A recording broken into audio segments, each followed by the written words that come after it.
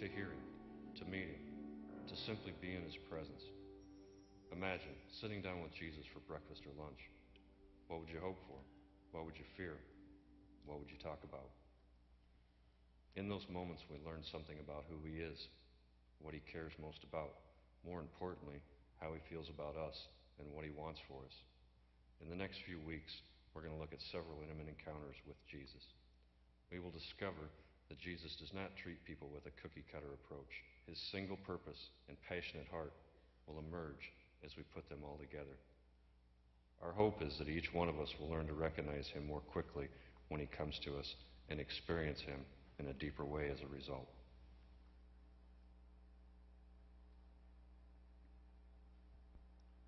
What's going on? My name's Brent. I'm the student pastor here. If you don't know who I am, John's out of town this week.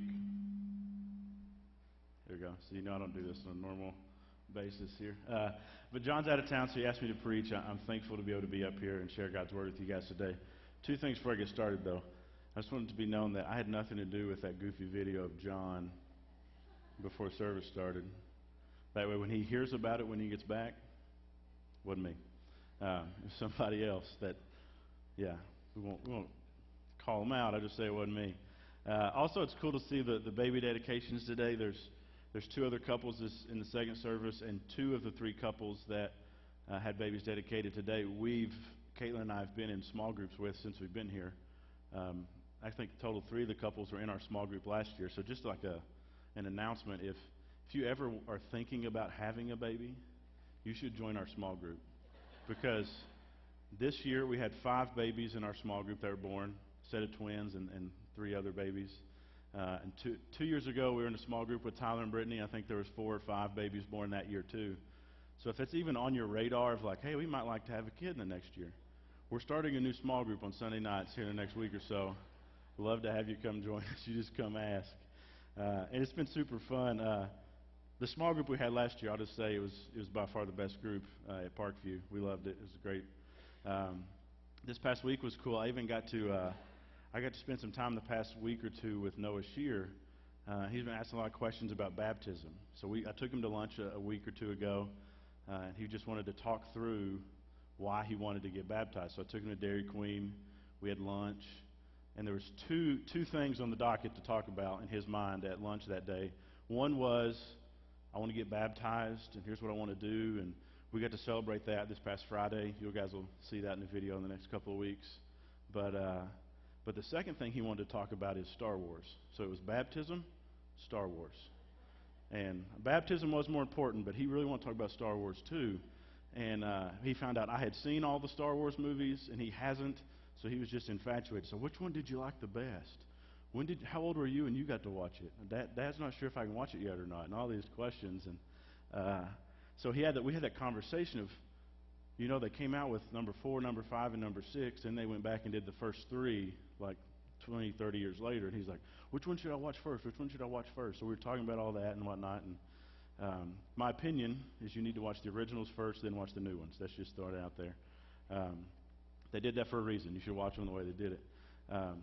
But I got to thinking, you don't normally start movies halfway through, right? Like you don't pick up a book and open it up to the middle, start reading it. Caitlin and I watched a movie last night. We watched Interstellar. If I would have started watching that movie halfway through, I would have had no clue what in the world was going on in the movie. But oftentimes we do that when we open our Bible. We just open it up and we start reading in the middle, right? But we're really not 100% sure what went on before that. We're not 100% sure what went on after it, but we're trying to figure out what's going on and reading this one passage or whatnot. So today's passage, if you did that, could come across really awkward. If you just read these few verses, man, this is weird. I'm not sure what Jesus was thinking here. So what I want to do is I want to read the passage to you. It's Matthew 15, starting verse 21. I'll read those 7, 8 verses there, and then we'll walk through the whole thing. But it starts out like this. Verse 21 says, and Jesus went away from there.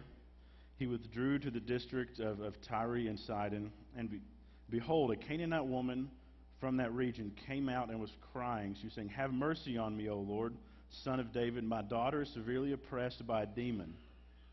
But he didn't answer her a word. And his disciples came and they begged him, saying, just send her away, for she's crying out after us. And he turned and he answered and he says, I was sent only to the lost sheep of the house of Israel. But she came and she knelt down before him and she said, Lord, help me. And here's the bizarre part. And he answered her, it's not right to take the children's bread and throw it to the dogs.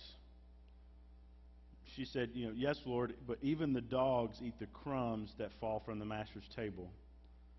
Then he answered her, O woman, great is your faith. Be it done for you as you desire.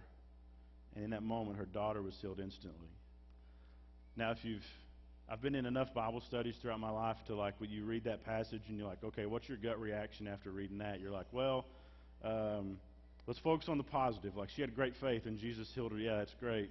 And you just kind of either ignore or try to justify why Jesus was kind of a jerk and said, I wasn't sent for you, you're a dog.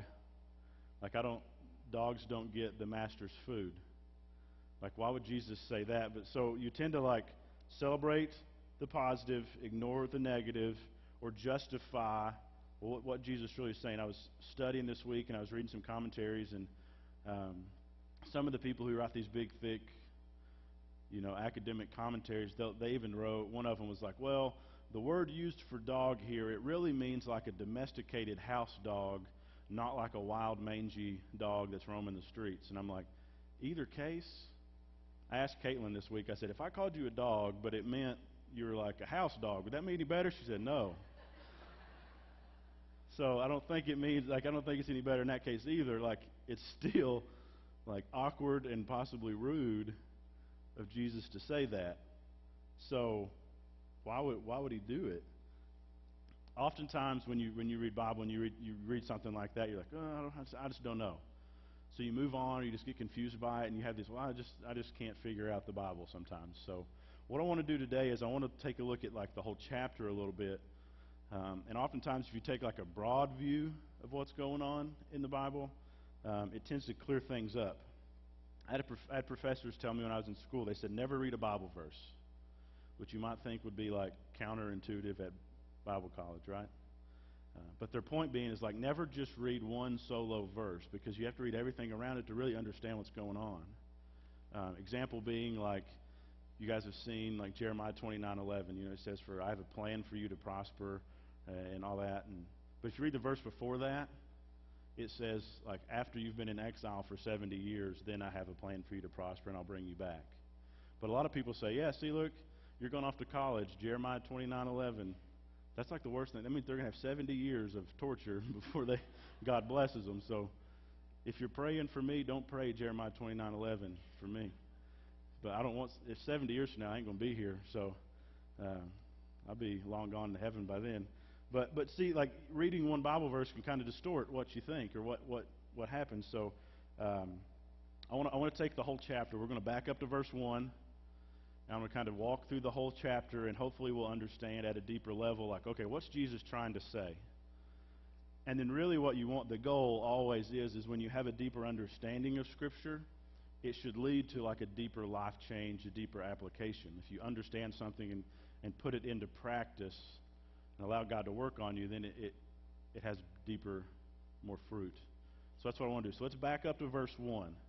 And I'll kind of read and walk my way through for the next couple minutes. Verse 1 starts like this.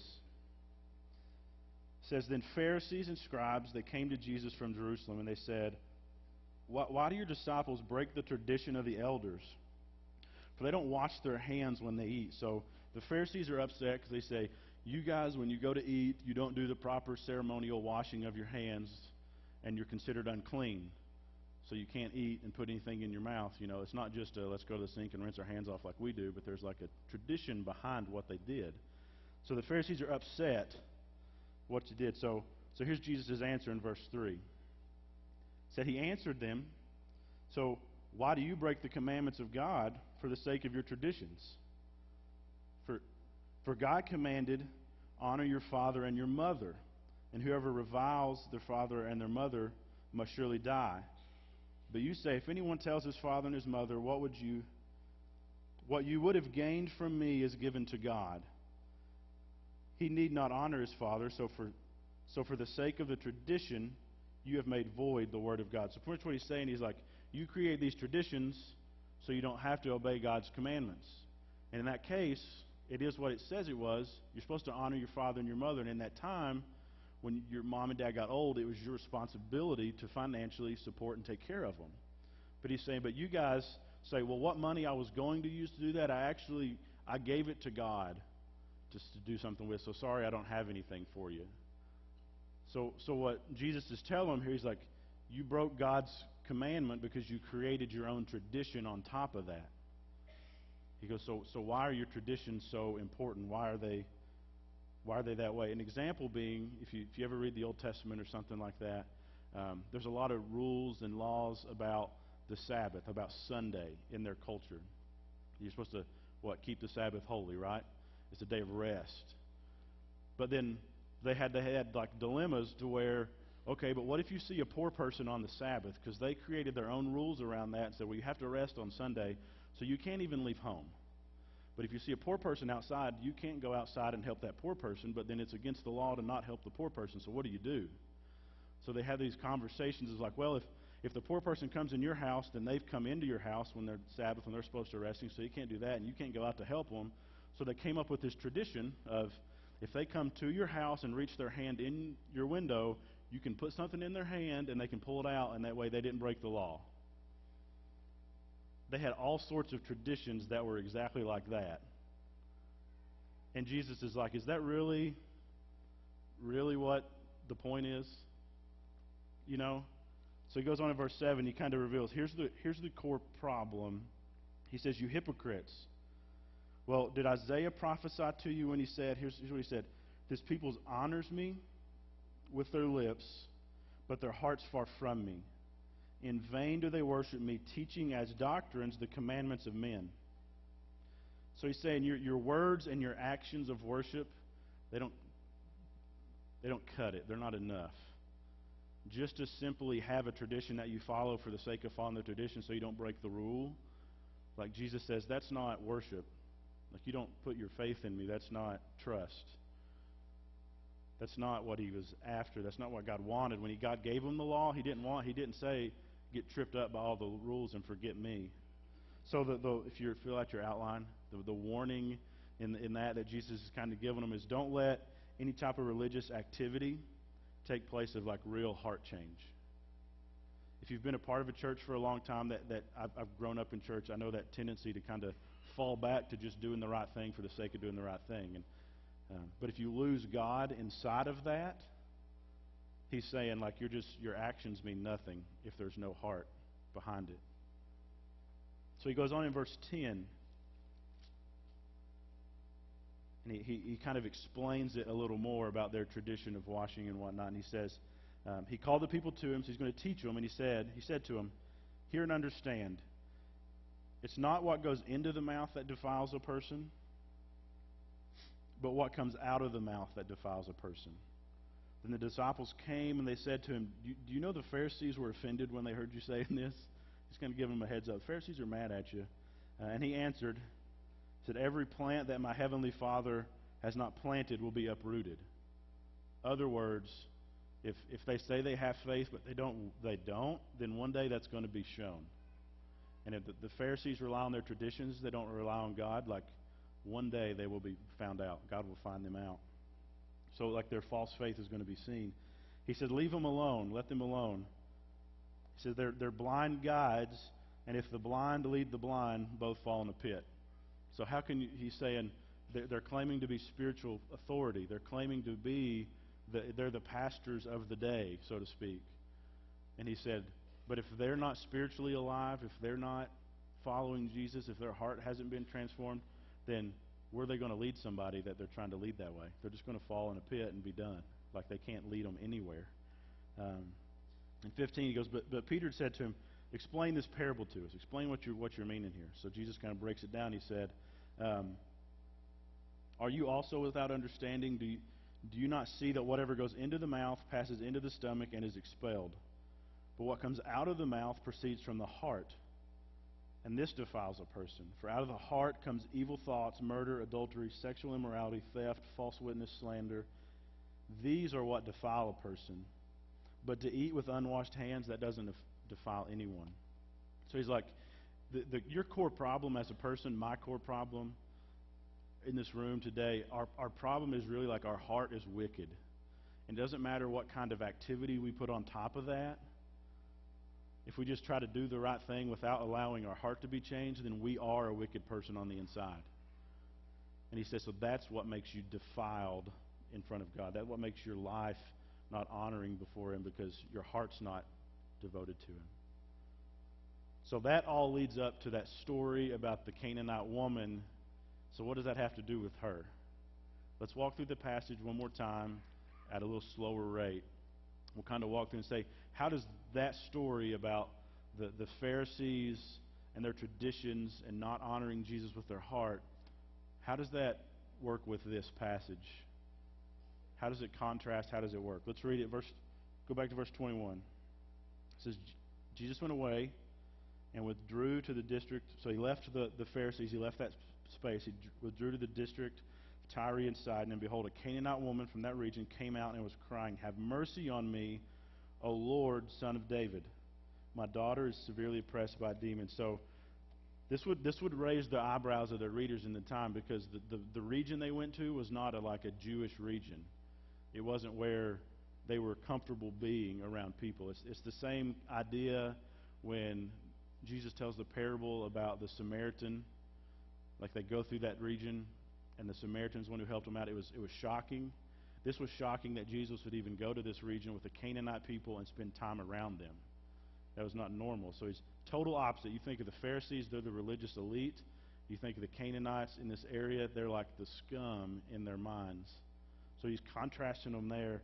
But she recognizes him, and she says, you're that Jewish guy. Because she says, "O Lord, Son of David." She recognizes him as, you're that Jewish Messiah, the Jewish person that these people follow and they believe in and they trust. So she sought him out, knowing exactly who he was.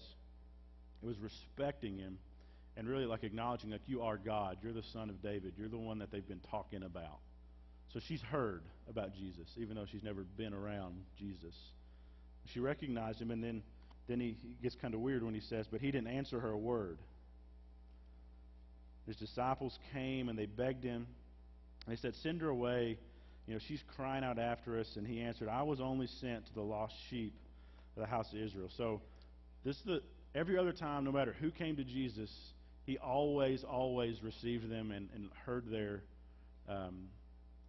plea, wanted to know, and he would heal them or send them off to, the one guy said, "You go to the river, rub mud in your eyes, and you can see again." Like, he gave them something, and he granted their request. He totally ignored her. So that should catch the disciples off guard, because they've seen Jesus do tons and tons of miracles, do tons of work. And this is the one time he just totally, it's like somebody walks on stage to talk to me, and I just turn the opposite direction. Like, I'm intentionally putting them off, intentionally ignoring them. So that would be like, Jesus has never done this before. He seems not to care. But the disciples totally disregard it too. Like, they just don't even understand. They're like, "Please send her away." Or pretty much what they're saying is, "Can you just take care of her because she's annoying, and just get her away? Like, we're tired, we want to rest. Can you just do something? Do whatever she wants so she'll leave." That's what they wanted to do. And so Jesus turns and he directs it to them when he says, "I was only sent to the lost sheep of the house of Israel." He's trying to teach them something. But they're just too busy with how annoying that woman is. So he says that. And if you think about it, if you read the book, or if you've never read it, I recommend it. This is a great book. If you read this, you'll see that Jesus had a mission when he came. And he's kind of alluding and kind of talking about it here. When Jesus came, if you read the very first, it's interesting, read the very first chapter of Matthew, it goes through his entire lineage from David and his Israel Jewish roots to prove that he is the Jew of the Jews, the one that's come, that God's talked about, that's come from the Jews. That's who Jesus is. But it also says that he's the light of the world. And you end Matthew with what's on the wall, Matthew 28, "Go make disciples of all nations." but he says he came only to Israel. So how does that make sense? Israel was supposed to be, let's go back, I'll read it. It's not on the screen. I'll just read a couple verses to you. Israel was blessed. They were God's chosen people for a reason. Here's what it says in Matthew. You can write it down. Matthew 5:14. You've heard this before. It says, "You're the light of the world.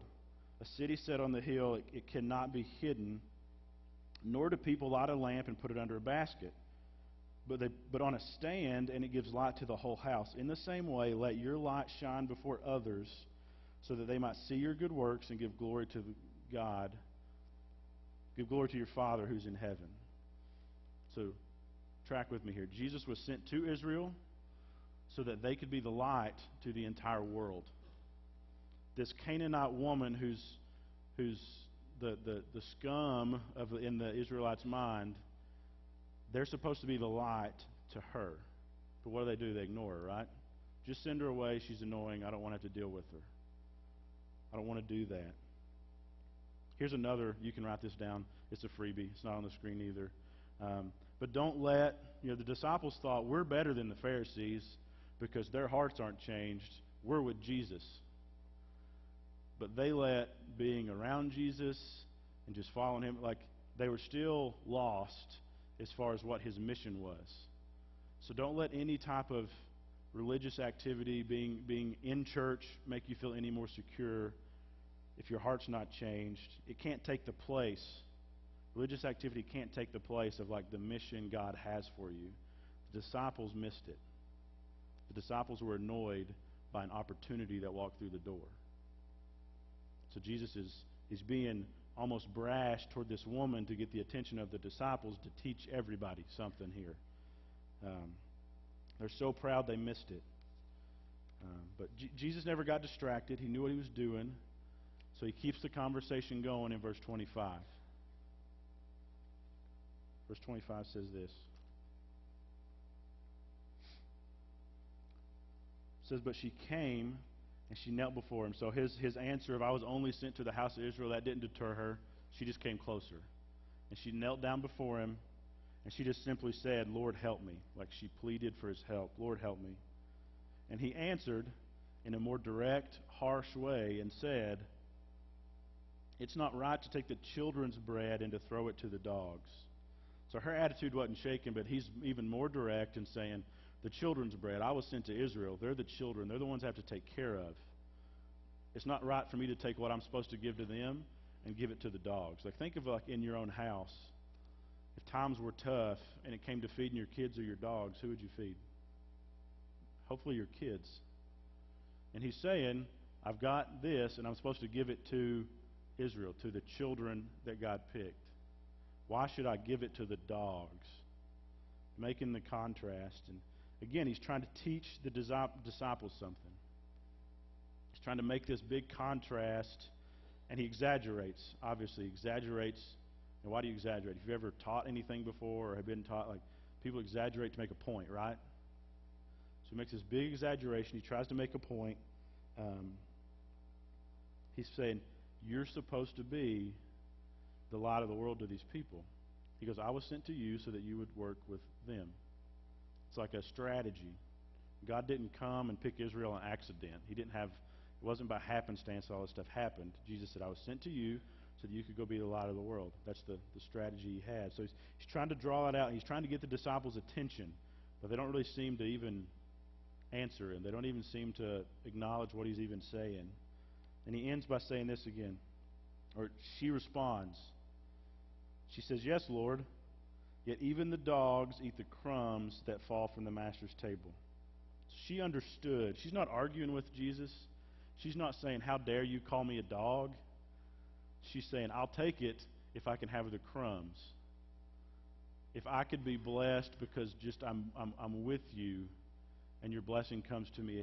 She goes, I'll take the crumbs because the crumbs are enough. So it's not about, the crumbs aren't as good as a full meal. No, like something is better than nothing. Something is a blessing in her eyes. So she's not arguing. She's just saying, hey, I have a place too. The dogs have a place too is what she's saying. The rest of the world has a place in your kingdom is what she's saying. And then's when Jesus responds in a positive way. Once she understands and she says that, Jesus says yes. And he looks at her and he answers, he said, "O woman, great is your faith. Be it done for you just as you desire." And it says, in that moment, and her daughter was healed instantly. Her faith is what Jesus exalted. He said her faith was great. He never, I think he said that twice in like the entire Gospels. He said, "You have great faith." This is one of those two times. He didn't say that to the disciples. He said that to her. Because she demonstrated, she lived in a way that was that. She understood what Jesus' role was. She understood who he was. She knew him, almost. She knew that, okay, Israel is supposed to, I go back, Genesis 12, Abraham, you can write this down too as a connection. When God calls Abraham, he says, "I'm going to start a nation with you, and you're going to be blessed so you can be a blessing." That's the same idea as you're going to have a light so you can be the light of the world. She understood that, and she wanted to be a part of the blessing. She wanted to be a part of that family. So Jesus' response, 180-degree turn. Why did he do that? Because he saw her faith. He saw how real, how genuine, how authentic her faith was. And she came to him purely out of faith, not out of, "Hey, Jesus, I'll do this and this and this for you if you'll heal my daughter." She literally gets on her knees and says, "Please, Jesus, I know you can do it. Will you heal my daughter?" Demonstrating faith, not the works of the Pharisees. So that's the real core truth of this all, is Jesus only accepts a faith that's heart deep.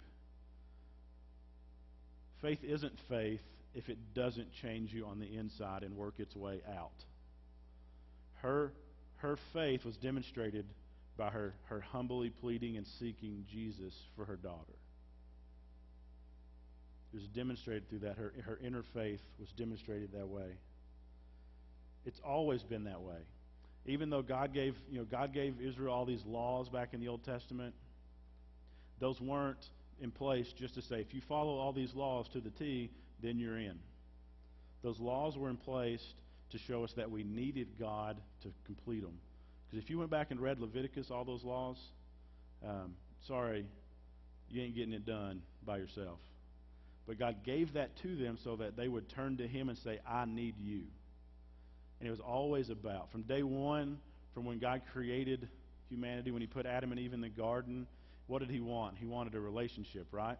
He wanted to walk with them in the garden and spend time with them and get to know them, and them get to know him. That's what it was about. They fell, and he brought them up. He tried to give them a law and say, "Okay, you have to live this way in order to show them, sorry, you can't, but I can. If you'll seek me, then you'll get it. I can change you from the inside." So notice, Jesus, he didn't celebrate her and say, "Yeah, you were really persistent. You worked really hard. When I said no, you didn't turn away and leave." That's not what he said. He said, "Your faith is great." He didn't commend her work, her persistence. He commended her faith in that moment. And he intentionally, like I said, he set up that contrast to be like, the Pharisees were mad at us because we didn't wash our hands right. And she came, probably in their laws, as unclean as you possibly could be, kneeling before Jesus, breaking all the social customs of that day. But he still looks at her and says, "You have great faith, because I can see you I can see your heart by the way you live." So I say that, and I also say, when I say religious activity, that's not bad. Being a part of the church, that's not bad. It's actually really, really good. But the way the Pharisees had messed it up is they got the cart before the horse. They said, if you do this, you're good. But really, the doing is an outwork of the being that you are. The doing has to be an outwork. It's a result of the heart change, and it's worship. Your actions, your involvement is worship. But the Pharisees messed that up. So I got two things for you today. Ask yourself, what's Jesus, what's he trying to teach us by contrasting the Pharisees and this woman, by commending the woman, but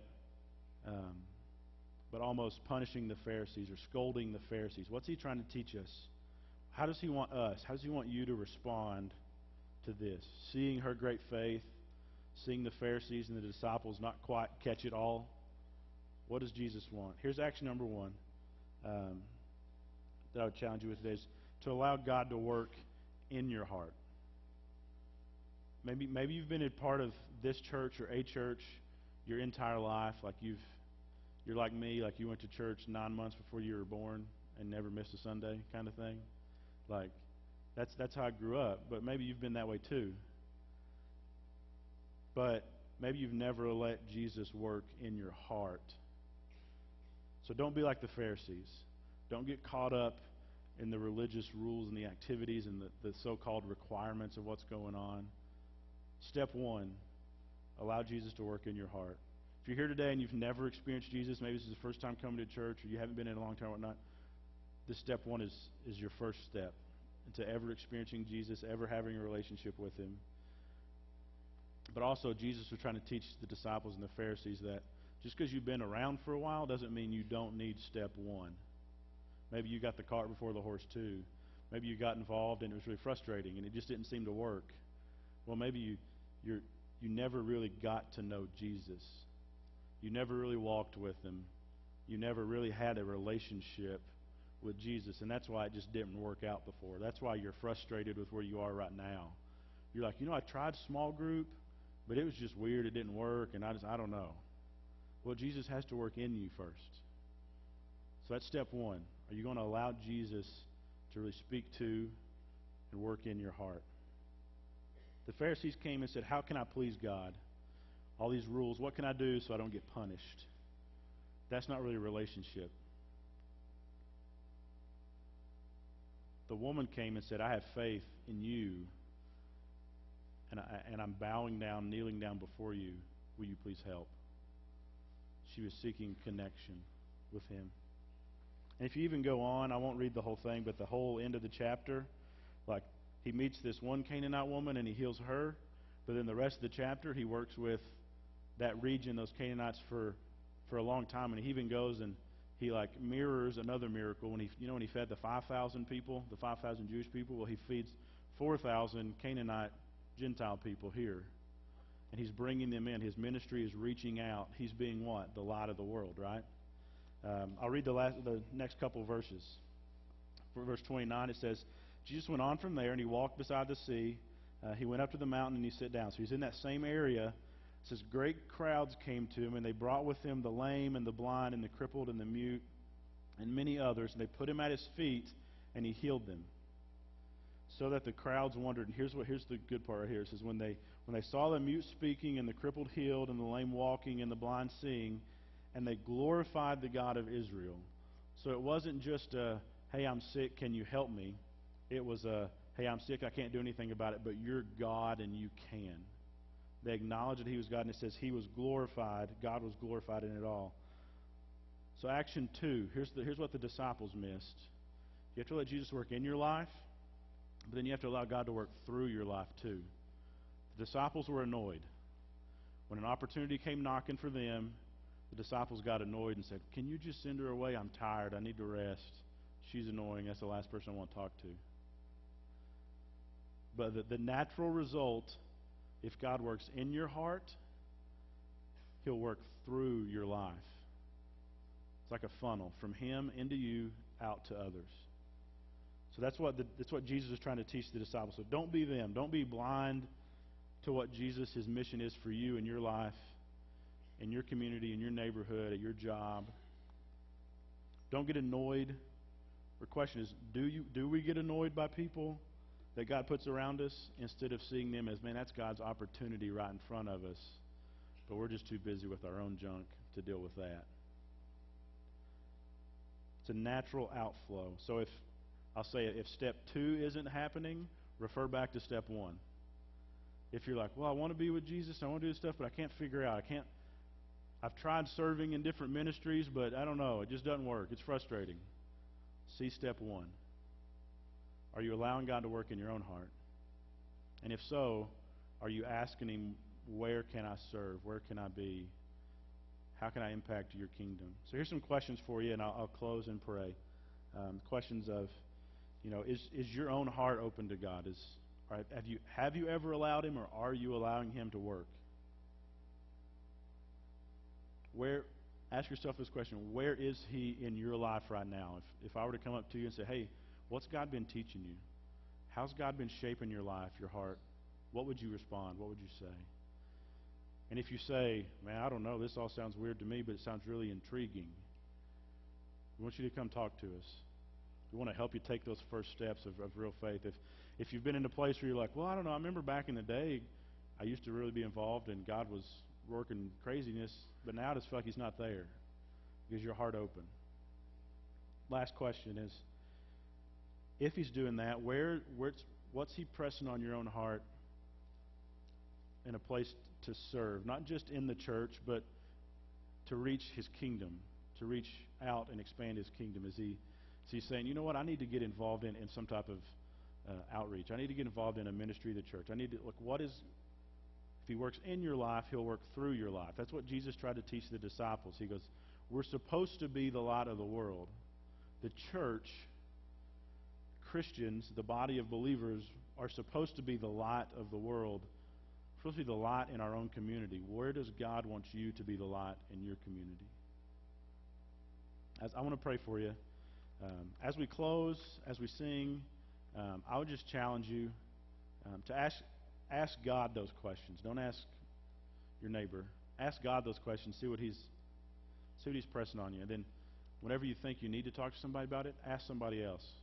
How's God working in your life? Is He working in mine? Have those conversations. But let me pray for us today as we close.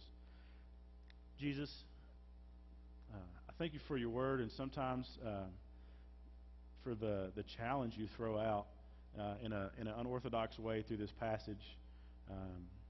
But help us all see that it really comes down to our heart and the faith that we place in You and the way that we allow You work in our own lives. So, Father, I pray that You would soften us all to what You want to work in us, and that You would clearly show us how You want to work through our lives and our families and our jobs and our community to show Your love to others. In your name we pray, Jesus. Amen.